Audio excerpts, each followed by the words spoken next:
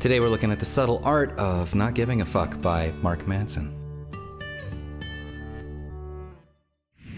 You gotta love any book that starts off with Charles Bukowski, the greatest poet ever. He was an alcoholic, a womanizer, a chronic gambler, a loud, a cheapskate, a deadbeat, and on his worst days, a poet, which is why he's the perfect place to start.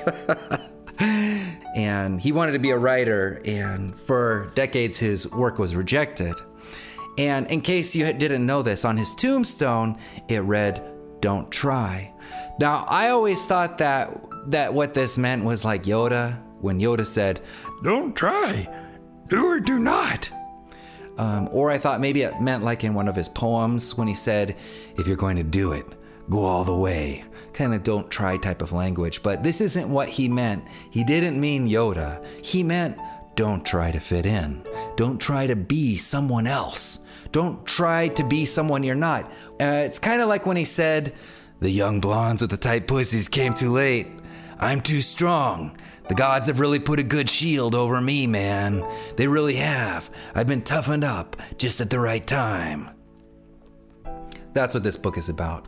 The Subtle Art of Not Giving a Fuck. It's kind of about toughening you up in a culture that is obsessively focused on unrealistic positive expectations to be the best, be better than everyone. Every time you turn around, try to be better. You just see that whenever you go on YouTube. Be more, make more, fuck more, be more, get richer, crap out 12-karat gold nuggets. And focusing on all this is strangely fixating on what you lack. And such fixations can only serve to remind us of who we aren't, of what we should have been, but failed to be, right?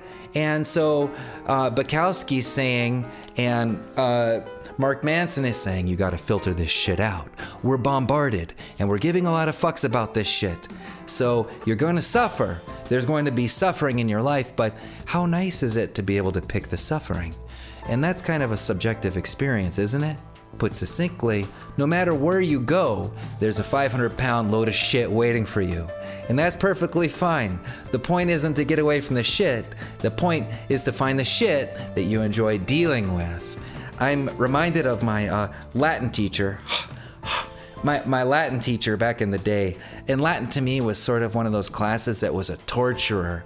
I had notes in my shower on the sides of the wall, just literally trying to survive the 3, 4, maybe 5 hours of studying every day to get through, some of these advanced Latin classes I was taking.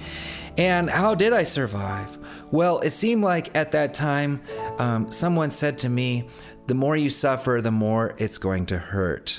So it's like getting fucked by a 500-pound gorilla. So just don't move. The more you fuck, the more it's going to hurt. I thought that was really apropos. For me, how did I pick my suffering?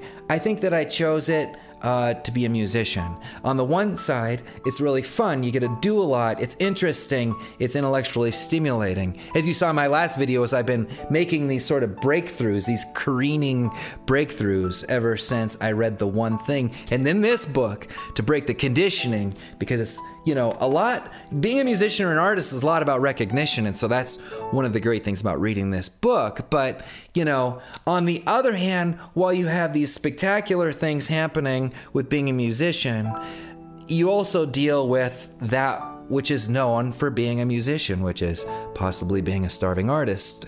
So part of the problem is we're giving a fuck about too many things. We only have so many fucks to hand out. There's a limited supply of fucks. Fucks are hard to come by. We only have so many fucks on our battery charger. We have to conserve our fucks. This is my first R-rated video. I think if you looked at that movie, The Wolf of Wall Street, I think that had more cussing in it than... If you go on imdb.com, that had more cussing per sentence than any other movie. This book, if it was rated on IMDb, might be close behind.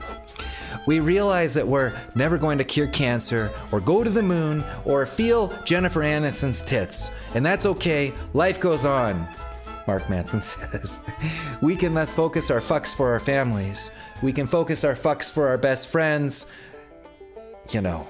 And what we love doing. And to our astonishment, this is enough, he says.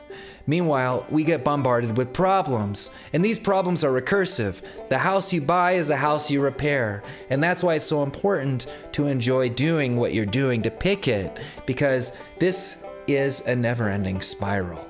So you better enjoy the climb. Thank you so much for joining me today, and feel free to share this video with any of your friends. This book is so interesting. Don't forget to hit that subscribe and thumbs up button if you haven't already. Meanwhile, have a fantastic week. I'll see you next Friday, if not before. It was great, as always.